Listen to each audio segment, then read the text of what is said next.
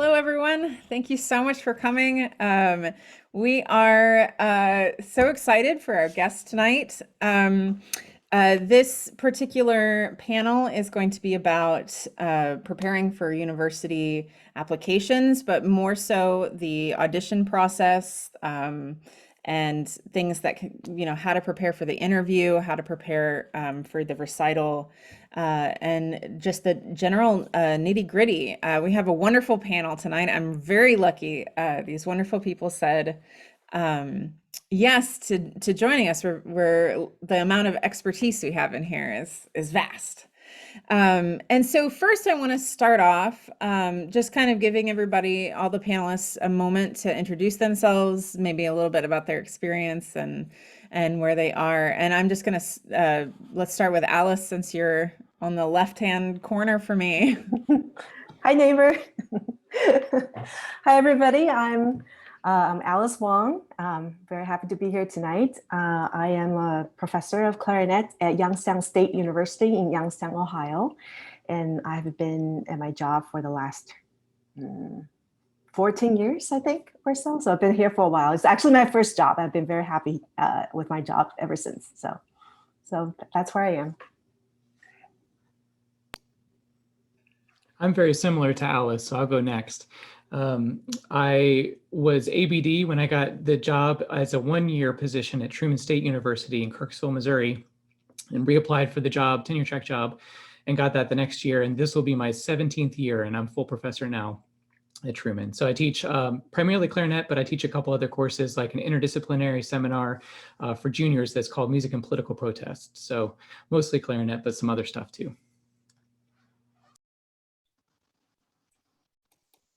Hi, everyone. I'm Dr. Andrea Vos-Rochefort, and I currently teach at Texas A&M University, Kingsville, and I recently became a mother, so my husband is here taking my son home, and I am learning to juggle that. But I have been at University of Dayton, and I was also a graduate assistant at CCM, so that's what got me here. Hi, everybody. My name is Yasmin Flores, and I am an assistant professor of music at El Paso Community College in El Paso, Texas. And I just got tenured here at EPCC. Yay. And so I am so happy and so lucky to be back in my hometown. So yeah, thank you for having me. Great. And I'm actually going to act a little bit on the panel as well as the moderator. And I always forget to introduce myself. I didn't introduce myself last night. My name is Dr. Sarah Manasreh. I am the professor of clarinet and music theory at the University of Wisconsin-Stevens Point, which is the longest title I've ever had. Previously to that, I was teaching adjunct. So we're also going to talk about some part-time stuff. I was teaching adjunct at Albion College in Michigan, Alma College. And right before I moved to Wisconsin, I was teaching at Lansing Community College. So cool. So we have a lot of experience. Why don't we kind of dive into the nitty-gritty of applying. So in order to get the audition, in order to get in the door, we have to submit application materials. Usually that requires, it can require a lot of things, but generally some kind of letter of application and CV. I'd like to start mainly because we've talked about this before in other panels, but just briefly, as people who might have been on panels themselves, or obviously people who have successfully gone through the audition, what tips and tricks do you have for the paper side of the application? I'll start. One of the most important, I think, is just to make sure your file is complete. I've been on the other side of the table recently with serving as chair of search committees, and we're generally not even allowed to start looking at a candidate's materials until it's complete and it's kind of signed off by our secretary. So it's kind of up to you to make sure that you have everything, all the boxes checked, and you can even call the secretary of the school that you're applying to and just double check, make sure that you got everything that you need, and if there's anything else that you need to fill in.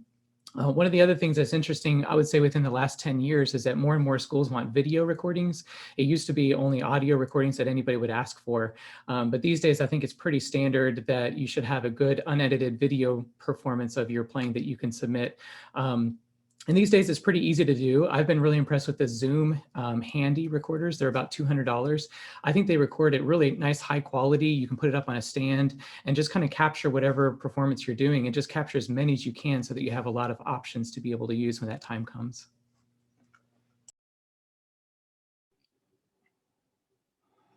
I'll also maybe just jump in that, of course, for the last 10, 15 years, there are just more and more colleges that use their human resource department use online submissions. So back in the days, you have to like put all your CVs, your cover letters in an envelope. Those days don't exist anymore. So everything is submitted electronically. So very often, if your application is not complete, you cannot even actually press the submit button to the online platform or wherever that you're applying. So I think it's more importantly to be really, really careful on what you're submitting. Do not submit wrong attachment or wrong files to whatever the online system requires you to, because at the very initial stage, the search committee, and I have been on many that are always looking for any reasons to get rid of an applicant. It sounds really, really terrible, but when you're getting like 100 applications and they're looking for all kinds of ways to kind of narrow down the number. So just be really, really careful through that first stage of process to make sure you don't get eliminated for very dumb reasons. Like the file name, I mean, you wouldn't believe some of the file names of, instead of recording number 1, it's like something totally inappropriate. So just make sure that everything is professional and you never know what things people notice.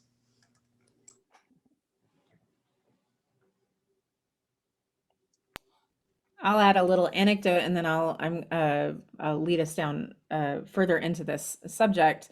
When I was applying for jobs, I had worked very hard on one of my applications, hours and hours, editing and editing and editing, looking at my cover letter, my CV, and I submitted it and I hit submit. And immediately I realized the dear University of so-and-so, I had misspelled the university. And I was like, well, not getting that job. And guess what? I didn't. Not necessarily, but yeah. Well, that was the thing I was going to say for our next question is just proofread, proofread, proofread.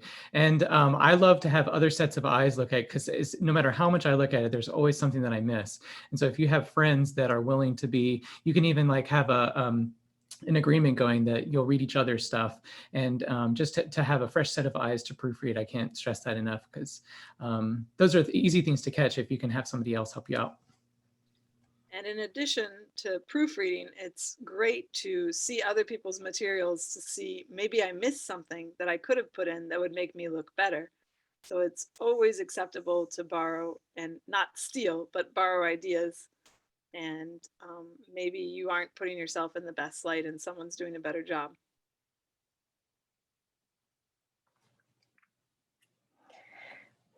Yeah, I don't think anyone can emphasize enough the importance of having a really good editor to be on your side.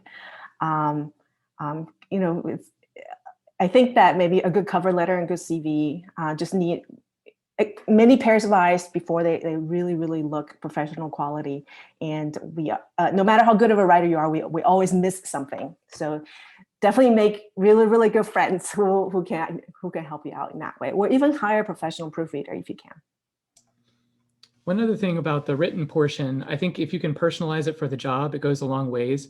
If you're applying for 20 jobs, it's really difficult to make it specific for each school. But I really noticed that as a committee member that they've done some research and they look at Truman State University, that's a liberal arts university, and here's what we're known for. And so if you can take that time to personalize it for that specific job, it goes a long ways for the committee. I also would recommend making it as friendly and optimistic as you can. I'm excited about this opportunity. Somehow come across that it's not just a job for you, but it really is a passion and you're a perfect fit for this position. Here's why. Obviously keep it formal as well, but I think if you can add that level of optimism, it makes us excited to meet you because you're so excited about this one position. And then just keep in mind that there's a whole bunch of people applying. And so I feel like you need to, whatever you want the committee to know about you, you should make it really easy to find. It should be at the very beginning of each listing on your CV. It shouldn't have to dig to find the information because they won't take the time to do that. So just make sure it's really clear and succinct, that everything is highlighted in your CV that you want them to know.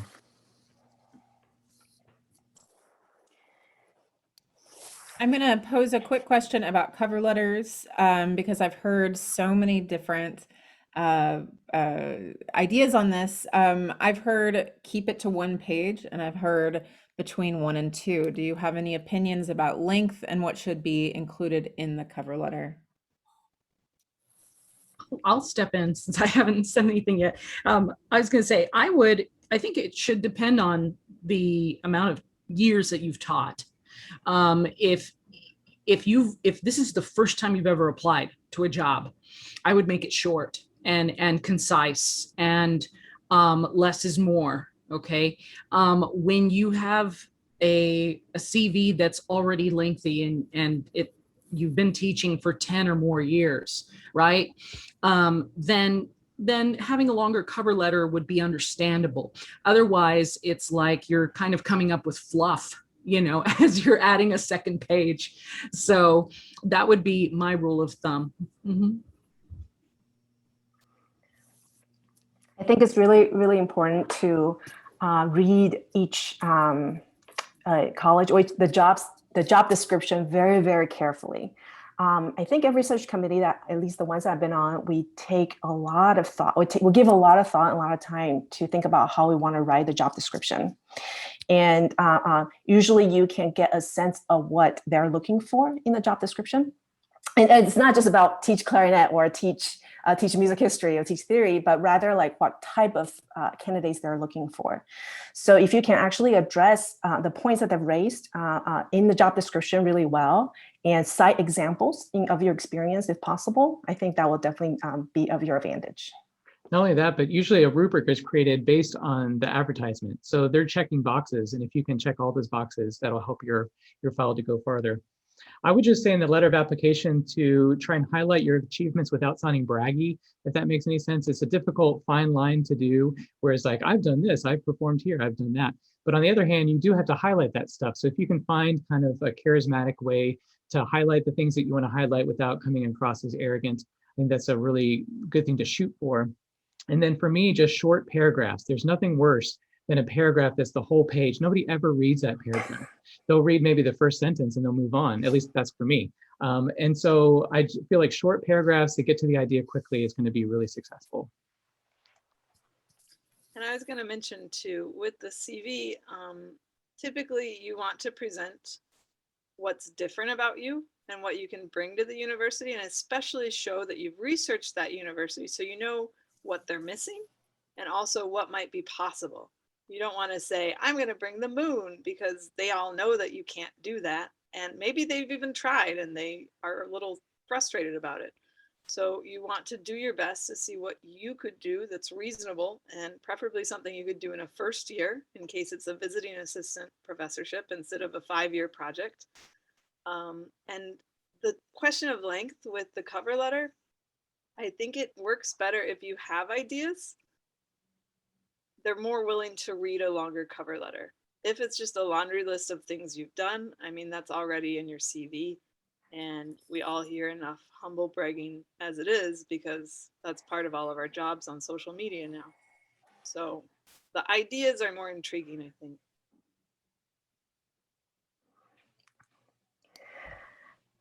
I think it's important to sound confident, and just like what Jesse said, do not be braggy. So finding the right tone is really important. But another thing to really, I think, to keep in mind is that you also do not want to exaggerate what you have done. People on the search committee usually have a lot of academic experience. I think a lot of times they can easily see through that. If you are trying to make your teaching assistantship or whatever experience you might have and frame it in a way that might be further from the truth, then they're going to see through that, and that will make a really terrible impression. So be very, very careful how you portray yourself. And they might know someone there that they can follow up with. Absolutely.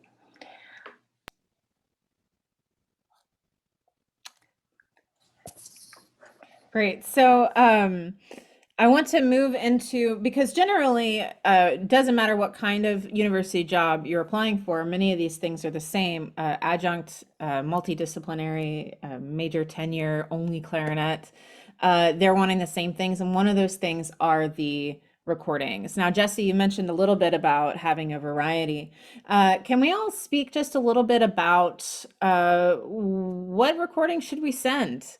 And maybe I don't have any perfect recordings. Which one should I choose? I think you should choose the one that you sound good on at the beginning, because I say that the first 2 minutes is the most important. These people are busy. They all have lives. They didn't sign up for the search committee. So I would say after the first 2 minutes, people move on to the next track. And if the wrong note is at the last note of the Tomasi concerto after 15 minutes, put it on there. Nobody's going to listen to that wrong note, you know? And a lot of times the musicians who are listening aren't even clarinetists. In fact, I would say that they're usually not clarinetists. And so I think put on the thing that's the most musical, that you play in tune, that you sound present in the recording with high quality. And then maybe also a nice range of stuff, maybe one romantic piece, one modern piece, one chamber to show the variety of what you can do. But definitely highlight your strengths and try and have the first recording and the first 2 minutes of that first recording just like, wow, this person is really an amazing player.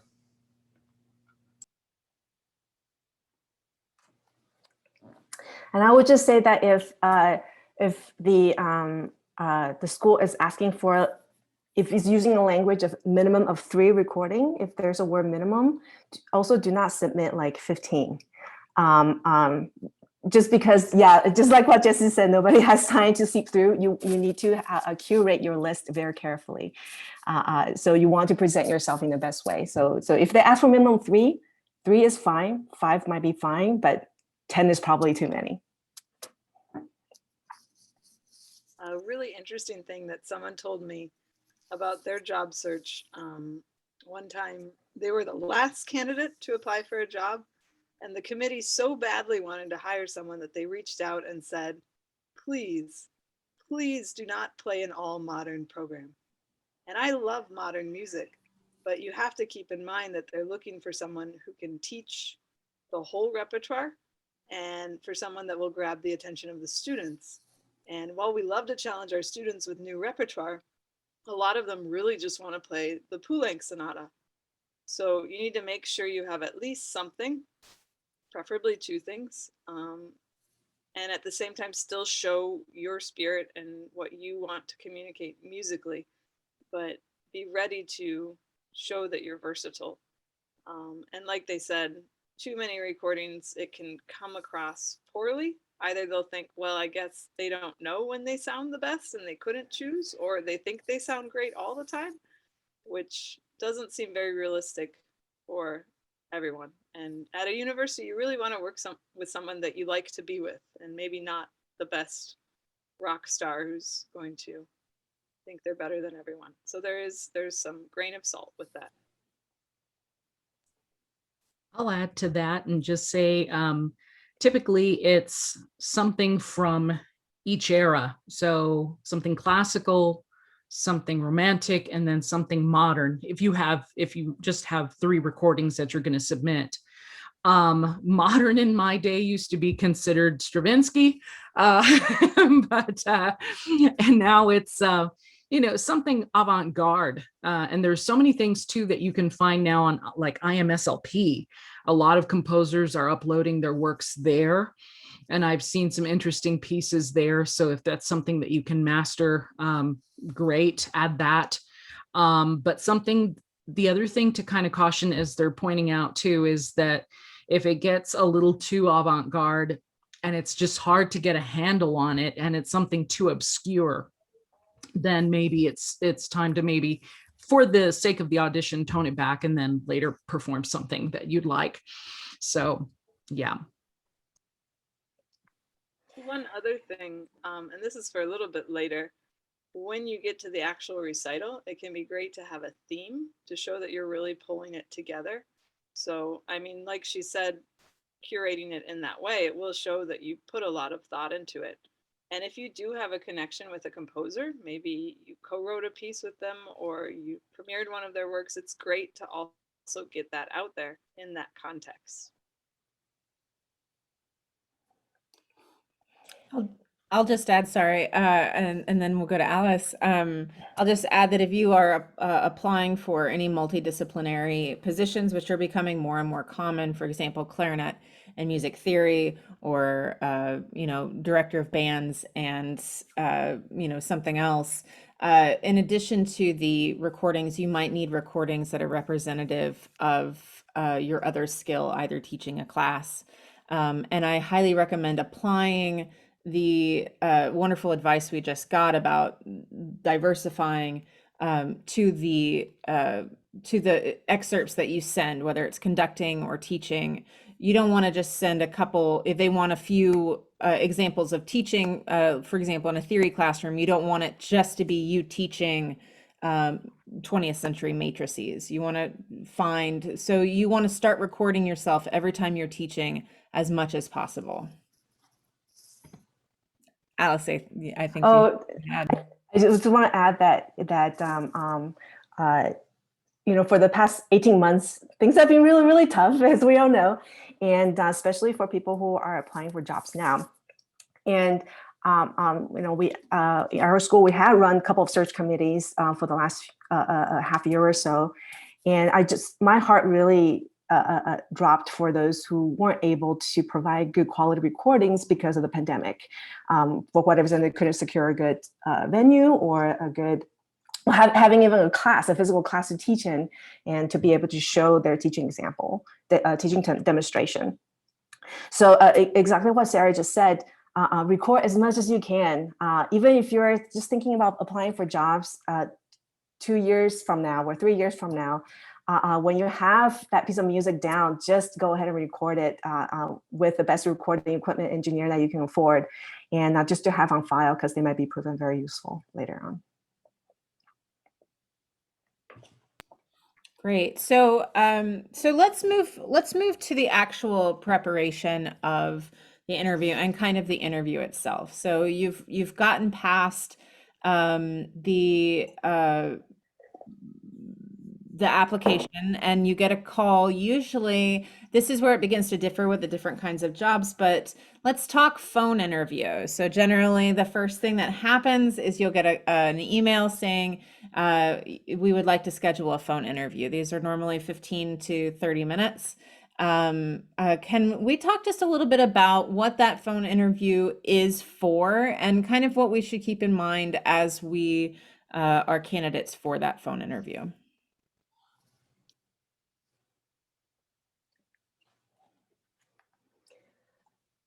Usually phone interview is the first time that the search committee actually has some kind of personal contact with a candidate. I don't know about your experience, but usually phone interview is the interview that will be taking place before the committee will start to consider you to invite you for an on-site interview, for a campus interview. So usually the questions that the search committee asks is quite broad, but sometimes they might ask questions that might also be really, really specific, just to kind of get a sense of who you are as a person. Because they already have more of a sense of who you are, just kind of looking over your application material, CV or cover letter, and they already know how you write. And now they're kind of trying to assess on how you talk, how you communicate. So definitely pay a lot of attention to your communication skill and how you, if it's a Zoom interview, of course, also how you look and how you kind of come across, and get a friend to practice a lot. So. I'll add to that, and I'll say the last couple of interviews I did were, they were actually online. And this was several years back. This was way before the pandemic or anything like that. I had a phone interview many years ago, literally over a decade ago. And so I like the video interview much better. Obviously, you get to see their facial expressions, right? That's the big, for me, that was kind of the worry. I remember that phone interview still pretty well, and just thinking like, you don't know what their reaction is on the phone, but just always in your mind, for I guess nerves sake, assume that everything's going well, right? And what's funny about it is that for me personally, it was like when I thought things went badly, they went well. They would offer me something. So it's like, you know, it always seems to be the opposite for me. Maybe that's just me. I don't know. But yeah, so just answer to the best of your ability. And I mean, other people can step in and say, if there's something that you're not for sure on, I would admit it. I would, if they say, oh, Dr. Flores, can you teach flute? No. Like flat out, that's a no. Don't be like, yeah, sure. That would get you into big trouble really quick, right? Be very honest with them, and just know that, because you want the college to also find the best person they can find, and sometimes that's not you. So sometimes you start to realize that as you continue through the interview, but it's everyone finds their niche eventually. So yeah. I miss the phone interviews because you could have a glass of wine while you did it. With these Zoom things, you can't take the edge off, if you know what I mean. But I would say to make sure to charge your device, or at least have it plugged in, and just be in a quiet place where you can really focus on the interview. Several interviews, we've been distracted by cats hopping up, and I mean, it's fun, it's fine, it doesn't take away from it, but you just want to come across as professional as possible. I think smiling a lot lends to a friendly demeanor. I like to try and get everyone to laugh at some point, if it can be natural, just to have one of those moments where you're coming across as human, and that you have a good sense of humor. I think taking a moment to organize your thoughts is really smart, because a lot of times you'll get asked a question, and at least my reaction is to just jump into it really quickly. And it'll seem like an eternity for you sitting there to think for a minute, but for the committee, it's really not that long. It's like on stage when you're taking that moment. And so I think just organizing your thoughts, basically, the committee usually asks the same questions for every candidate. I think a lot of times HR requires that. And so taking a moment to think about it and organize it will help you get your idea across clearly without rambling too much. And then I would also say to plan ahead for questions you might have for the committee. A lot of times at the very end, they'll say, so what questions do you have for us? And I'm always impressed with people who have prepared a thoughtful question or two. Definitely not about salary. I would hold that out until you get a job offer. But any kind of questions about the position, teaching load, expectations for promotion, things like that would be perfectly appropriate at that point. I have had the benefit of doing a Skype interview and a phone interview, and it is important to keep those separate and see what you can bring across in them.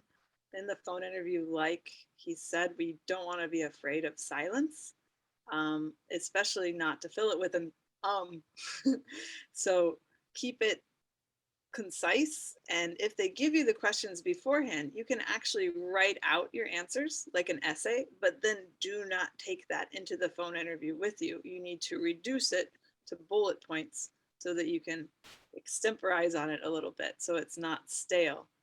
It needs to feel like a conversation, but if they've given you those questions, you should write something out so that you have that sense of preparedness. And it might go and spiral off in a different direction, and that's fine. That's a conversation, but you've done your homework. For the Skype interview, it is so much more important to pick your background. And in both instances, probably the most distracting thing I find are the noises around. So do a test run, make sure there isn't a generator behind you or something that's going to make it harder to understand you.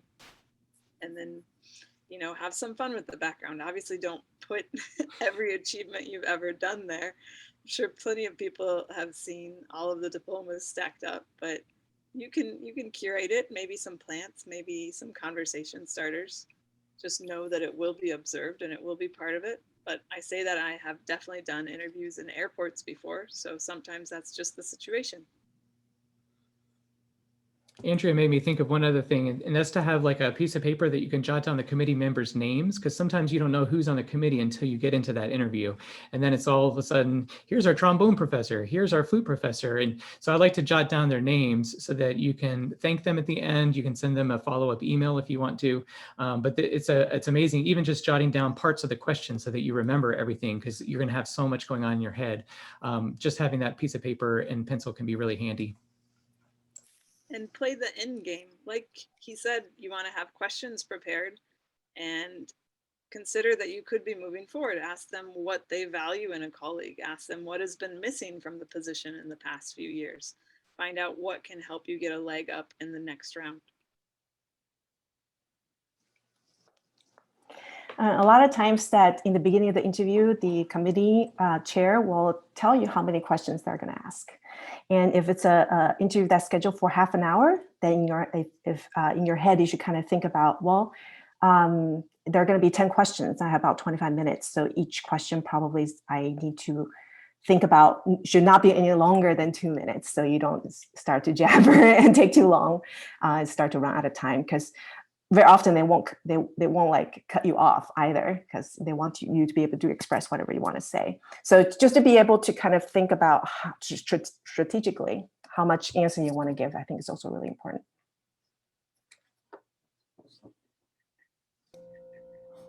Great, thank you. And I actually interviewed in the pandemic, so it was a Zoom interview, and we had no access, or going anywhere was a little scary. It was back in May of 2020, and I did have a situation where I curated as much as I can, and then my cat started hawking up a hairball right behind me on Zoom. And I didn't know how to do the backgrounds yet. We had just learned how to use Zoom. But one of the things that I learned from that is to be really vulnerable, and I just told them, like, I'm so sorry, this is happening. Acknowledge it, and then I just continued on. So you want to be yourself, and that sometimes gets the panel on your side. Great. So let's talk about, we've done the phone interview. We've been invited to the finals. And in non-pandemic times, that means generally you're flown out there. And there's a series of, I don't know, quests and tasks you must complete. Can you all kind of talk a little bit about, one, your own experiences, either at the university you work with, or your past experiences, or what your university kind of requires? I know it's a little different for different kinds of universities, and we have a great variety here with state and community and liberal arts. So just talk a little bit about, what do you have to do the day of the interview?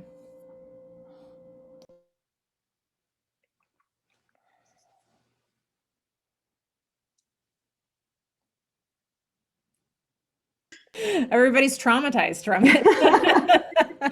Just so many things. It is a long, long day, and I have a few different experiences, but you want to make sure that you have everything you need to fly well, that you arrive rested, because you're not going to get much rest once you get there, and that you already have a plan of attack.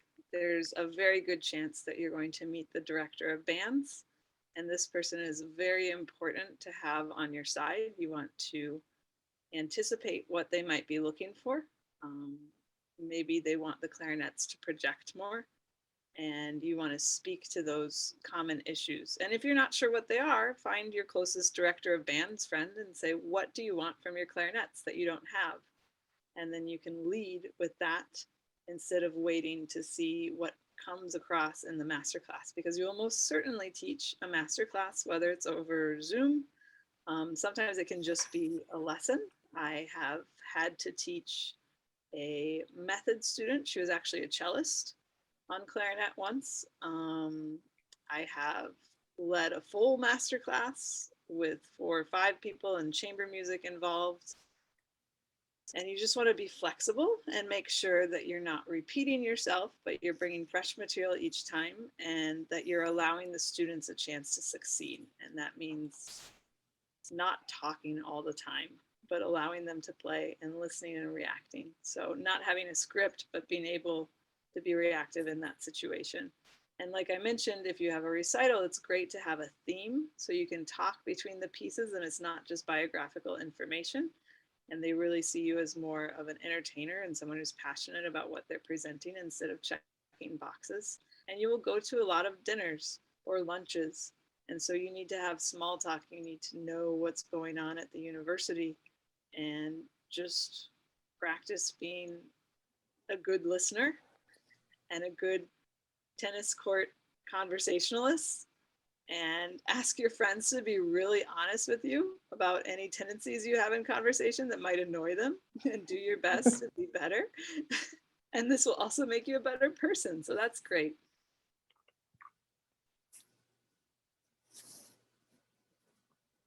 I think those are all great words of wisdom. I always like to bring a bottle of water and a handkerchief because I get sweaty in interview kind of deals, especially when I'm wearing a full suit. Bring some snacks because you might not get a chance to eat a whole lot and you need to keep your blood sugar up.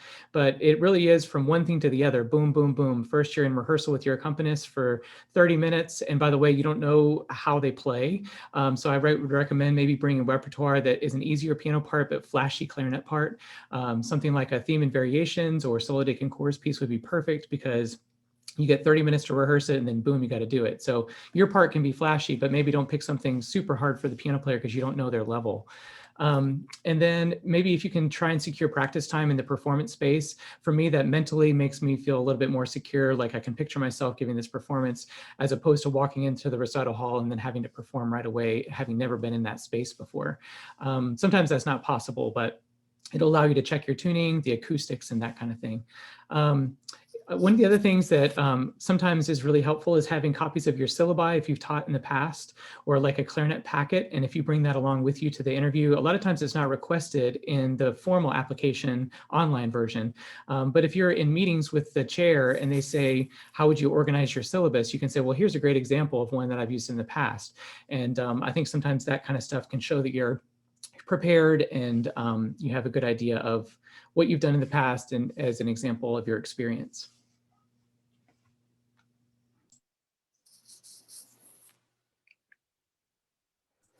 I'll add something here.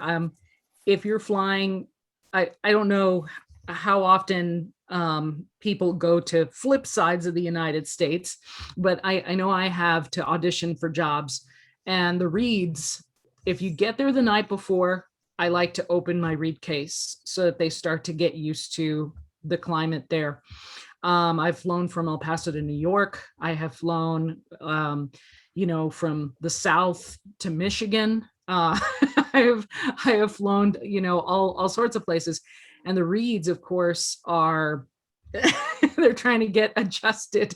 So I always, when I get to the hotel room, that's the first thing I do. I open the read cases so that they can start to kind of get accustomed to either the dryness or the humidity, usually the humidity, because I'm coming from a very dry place here. So yeah, that's one of the things that I would mention. And I'm trying to think of what else. Well rested, I agree with Jesse. And yeah, the piano parts, definitely pick easy piano parts. Absolutely. Yeah. That isn't necessarily level. Oftentimes it's just time. They don't have any time to learn this piece. They're doing their full-time job on top of this. Or sometimes it can even be a graduate student. You never quite know. I'd like to add also that a lot of times when you go for an interview, at least before I went to my first finals, is I imagined the recital would come last, but expect that it could be at any time in the day. So when you're preparing for this, at least here when we do searches, a lot of times it's like 9:30 in the morning. Practice preparing and performing at 9:30 in the morning and at noon, and after you're a little tired. Like if you don't play very well between 2 and 3 because you need a nap because you're me, I would practice playing during that time because you have no control over when they're scheduling the recital, but you do have control over your preparation. So I would just love to add that.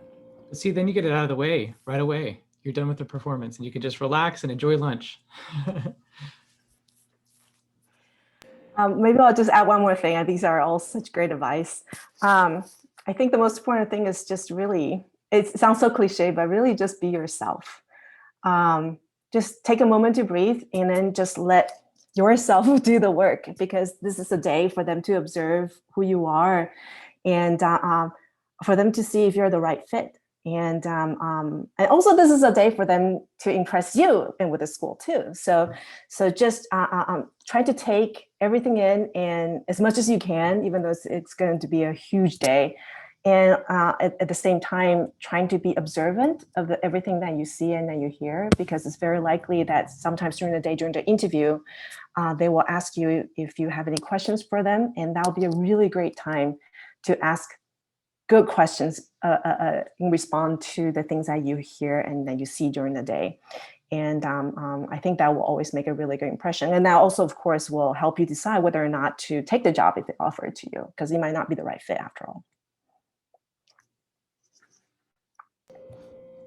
Great. So, and one, I get so many wonderful ideas just hearing you speak. One thing about the question, something that I observed other people doing in searches here, and also that I do, is don't be afraid to take notes in your interview, and just prepare. As you're going in the interview, it's okay to have a notepad as you're answering questions, because they might say something and you'll forget, but just jot something down so you have questions for later. If it's a last minute interview, there's a good chance you'll meet with HR and they'll tell you about your health insurance options. And you're like, oh my gosh, this is overload. I got to think about this in addition to everything else. So if you have something to take notes, that's a great idea. Or even your expectations of what if you were to be hired, this is what we would expect you to be on campus. It's nice to write that date down so that you at least know what they're thinking. Great. Just for time, I'd like to move us into kind of pitfalls where people go wrong. Because I think some of the most frustrating things is that, as musicians, no matter, we talked about this last night in the orchestral panel, you're going to have to do this a lot. Some people get their first job, but many of us do not. So I'd like to open up, what are some things that can really go wrong that maybe we would have control over, that people should keep in mind if, it goes wrong and it doesn't, they don't get the job? I would say the number one problem is mealtime. You have to be very careful at mealtime. Don't order the most expensive scotch on the menu.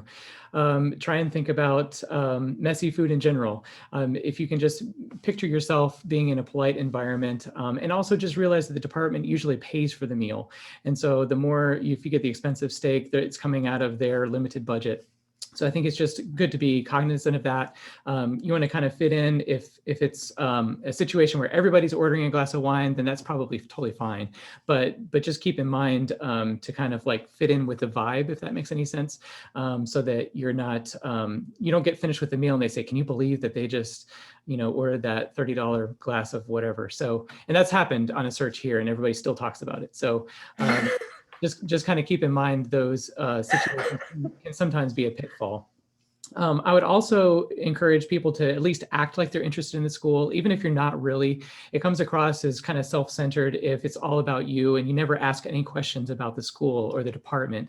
And those who do and do seem legit interested in what's happening in the program, for us on the other side, it kind of makes it seem like they're really going to be invested and do their best to try and help the program and that kind of thing. So doing some research ahead of time and being prepared goes a long way.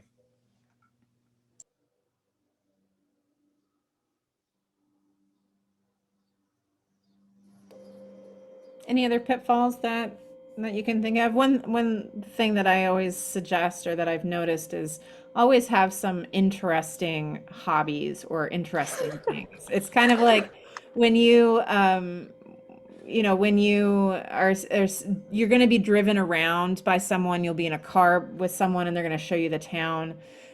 You want to make sure you have a little bit of an arsenal, because you're going to be so tired and stressed, you're not going to remember anything interesting about you. And so think of some some cool tidbits. And the other thing that I would just throw out there is it's okay to stalk the faculty. Not like in their personal lives, but like go on and see what their bios say. For example, I actually stalked Alice here for other reasons, and I learned a lot about her. And so when I approached her for the panel, I had something that I knew about her that that was totally appropriate for me to know. Those bios are there for a reason. So just kind of give yourself an arsenal of conversation pieces because yeah, you'll find yourself with a really sad silence in some of these more social situations. I think one of the other big pitfalls is doubt. If you've made it to the finals, there's something there about you that they want or they need. And you can always look and say, well, these people have more experience. Well, these people have performed in better places. Well, this person has a cuter dog than me. You can always find something, but they have gotten that far. And at that point, you just need to own being yourself, listen considerately, think about how you could bloom and help things bloom on their campus, and then just talk about that. Also, maybe stay away from politics as a general rule. Maybe I'll add something to what Sarah already said. Definitely get to know people on your research committee of information that's available, that they themselves made available to the public. But just be careful not to stalk them, not to be intrusive. So for example, I recently ran a search committee, and I immediately got a Facebook friend request from one of the candidates. And it's not just a friend request, but rather it was followed by a messenger message and asking all kinds of really specific questions about the interview. And that's definitely something that you should not be doing because a lot of times we're not even, at least for a state university, we are bound not to, we cannot never share more information with one candidate over the others. So this is definitely a candidate that is stepping out of line, and he or she might not even really know that. But that definitely made a strong impression on the committee.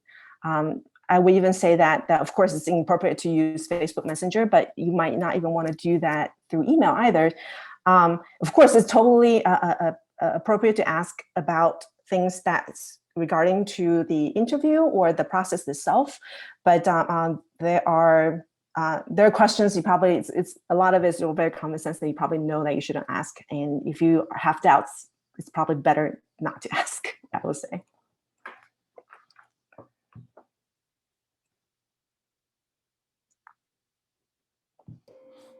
Great. All right. So, what are some ways to self-reflect? Does anybody have any advice about self-reflecting after an interview like that, and kind of coping with rejection if that is the way that it goes? Any thoughts? I know that some of you have alluded to finding the right position for you, and I think this would be a great time to kind of expand on that. Also, just realizing, I think there's a lot of factors out of your hands that, might be consideration for the committee that you have no control over. And so if it's a spouse of the oboe professor gets the clarinet job, then there's nothing you can do about that. So you have to realize that it's not all in your control. You just have to focus on what you can control and just try and be yourself, as Alice was saying, throughout the whole process.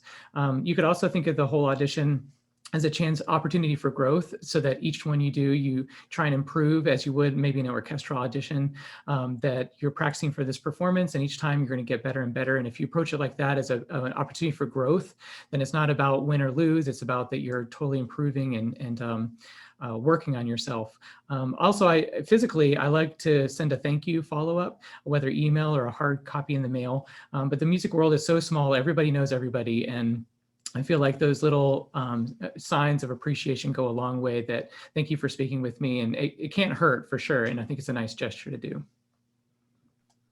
Yeah, and the academia is so small too, because it might be very possible that you might have a chance to encounter that a particular search committee members somewhere else for another job.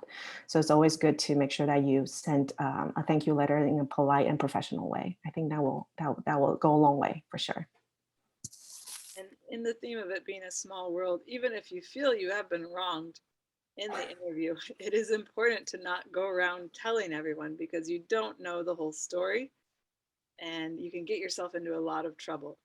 That said, I love this question about self-reflect, because so often we focus on do, and we don't think about what we did do and what was good about it, because there could be a lot of things that were really good. So it's nice to have someone on a similar career path that you can unload these things to, almost preferably another instrument, so that you can get a little more diverse feedback. But you can go over the whole day and what happened and how you perceived it, and ask them if maybe you're overreacting, or if they think those things are as terrible as they seemed in the moment. And a lot of times they aren't. But again, you can't control the results. And one of the best things I was told by one of my teachers is that if you don't get the job, a lot of times there's a reason, and you wouldn't have been happy there. In an orchestra job, it's often maybe your sound just doesn't fit that orchestra, and you could struggle to put a square puzzle piece in a circle hole for 5 years and then not get tenure and be miserable. Or you could wait for something that fits a little better. And I know it's hard to say that. We all just want a job right now, but sometimes it's for the best. I would make notes after your interview. Once you get home and everything, make notes to yourself. Okay, so this time I played this program. This time, these were, try to remember some of the questions that they asked you. And there's also plenty of online resources of job questions that you can take a look at, so that you can start to prepare and practice, as somebody said earlier, practice with your friends with these job questions and everything, and see what you can improve on. The other thing too that I'll add is as many performance opportunities and teaching opportunities that you can get your hands on to put on your resume. And they don't have to necessarily, preferably professional, of course, but even if it's community-based, it's something that adds to your experience that really helps. So keep pursuing those things. It's kind of a joke when you're tenure track, that it's like you're doing it for tenure, right? You're doing it for your resume. That's the ongoing joke for young musicians. It's like, well, something to put on the resume, until you finally become old enough and you're like, I don't have to do that job anymore, right? You can hand it to your student, or you can hand it to a younger colleague. But those are the things that you chase after, anything and everything. And I'll never forget, when I was at FSU, a job had been tossed around Frank Kowalski's studio, and nobody wanted it. Nobody wanted the job. And my teacher, Dr. Bish, finally said, you should take this job. And I did. And it was the smartest thing I could have done, because it was a university, it was a part-time adjunct gig, but at a university. And they were so desperate, they just needed somebody to come in and teach clarinet for them. And so I did. I was able to put that on my resume, and that's outstanding. Those are those early little jobs, anything you can get your hands on that helps to continue to build that CV.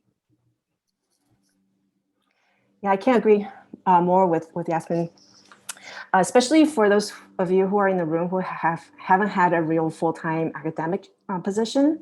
A lot of times, how you can make sure that you are that your CV look good is you have to kind of think about, in addition to how well you play, how great that your grades are, or how many performances and how many ensembles that you play with.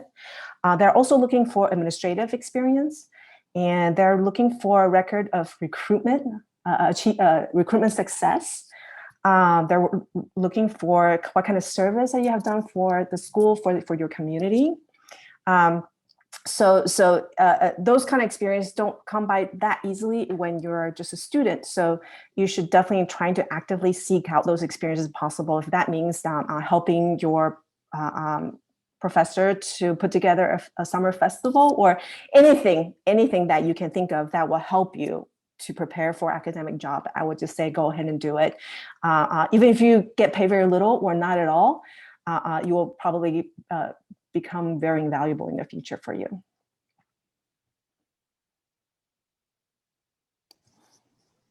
Great. Yeah, I just want to add a little of my experience. I took every adjunct position that I had, and one thing I would say just about the interview for adjunct positions is it can vary widely. But from you just go to lunch with the department chair to they conduct an actual search. Just remember, if you do go to lunch with the department chair, even if it seems more relaxed, it is an interview and you want to represent yourself as best as possible. But every adjunct job I took helped me. And actually, the position that I'm in now was a huge risk for me. It was a full-time position, but I had to move to Wisconsin, and it was a 1-year emergency hire with no expectation to go past the year.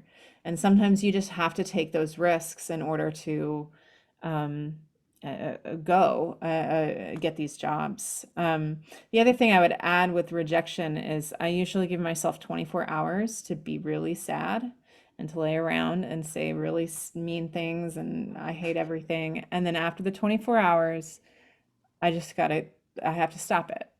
So I move on. So I allow myself to grieve for 24 hours and then I move on. Does anybody have any other techniques for grief? Because it feels like grief, I think, when you feel rejected. It's hard when you're feeling like you're putting yourself out there and you're giving it your best, and then you get rejected. Rejected is hard.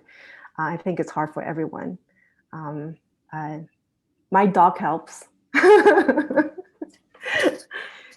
And just realizing that one person is offered this, how many people tried for it? You know, like I could probably wallpaper my bathroom with rejection letters. You just got to try for stuff. And even like sabbatical replacements, things like that can be a really great foot in the door for a job where you get to meet people and you just never know where things like 1-year positions might take you.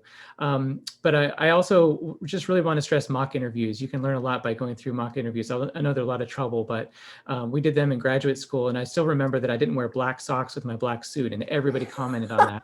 So you just can get more confidence by doing mock interviews, and you can learn a lot. And then one last thing I would say is that sometimes at the school that you're applying for, if you have a friend who works kind of in the department or something, a lot of times you can learn a lot by just emailing them and say, hey, I see you have a position open. What are the kind of things that they're looking for? Especially if they're not on the committee, they're usually happy to share, and you can kind of get an inside scoop a little bit into what they're thinking about or what they need. So I don't think that and if they can't tell you, then they can't tell you, but I don't think it hurts to reach out just in case. Great. I'd like to, we're basically bumping up right at the end, but we started just a few minutes late. I like to end on something a little bit more positive. I would like to ask if you could share briefly what it felt like to finally win that job. So we talk a lot about rejection and the preparation and all this grueling. What was it like? How did it feel when you finally, after all of the trying, landed a position that you felt was a good fit for you? I'll never forget the moment. It was at the end of the day at the Holiday Inn because the dean called me that night. I was the second candidate of 2, and so they had already decided. And he said, I can't say anything official, but I was just curious when you would be able to start if we were to offer you something. And he said it in such a way that kind of made me know. And the only thing I could do was go to the soda machine and get a Sprite. And that Sprite just never tasted so good. It was the most bubbly, sugary deliciousness. But it just kind of was a relief that, all those years of investing in college and things like that was starting to pay off. So I would say relief more than anything, but that Sprite I'll never forget.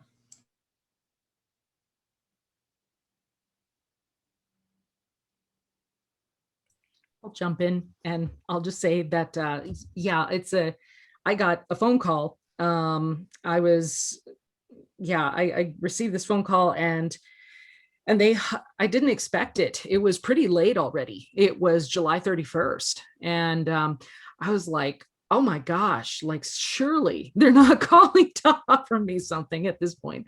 And they were. And so you're gonna scramble when they call that late, and some of them do, more so in the community college level, but you're off and running. So it's like your hair is on fire, usually for at least for the first semester. You just kind of feel that way. It's just like, hang on, but it gets easier, and I can say that just having finished my tenure process this year is like a vacation compared to when I first started. I was like in everything again. You're trying to, building the tenure file is something different, a little bit different from building the CV, but you're still kind of doing that. You're adding to your resume. And so I can just say that be prepared. And that's something else I'll mention. Even if you aren't getting these jobs yet, start to prepare, because one day you're going to get the call. Start getting a syllabus ready, as Jesse pointed out. Start getting your syllabi, a teaching plan together, like a clarinet workbook, for example. And I'm familiar with Jesse's, and so I know, but all these things, because when they do hire you, it could be literally like a week before. And so you're going to be flying by the seat of your pants. I think it was really special for me because the students were really involved in the interview process. Like they even had a 30-minute session just with me to tell me about what they thought was missing and what they needed. And then afterwards, they started reaching out to me with how excited they were for the school year. And that was really, really special. So I just want to open this up really quickly. Is anybody here have any questions? You're welcome to drop them in the chat for our panel. While we're waiting, I just want to thank Dr. Manasreh for organizing this and inviting me to participate. It was really, really cool to think about these things and talk about them with such a great group. Thank you so much for joining us. This is wonderful. Yes, thank you, Sarah. I'm of the 4 people here. I think I was kind of scratching my head when you emailed me. I was like, are you sure? Because I know I bring a different voice to the table here from a community college perspective, but I have a great deal of respect for Dr. Krebs.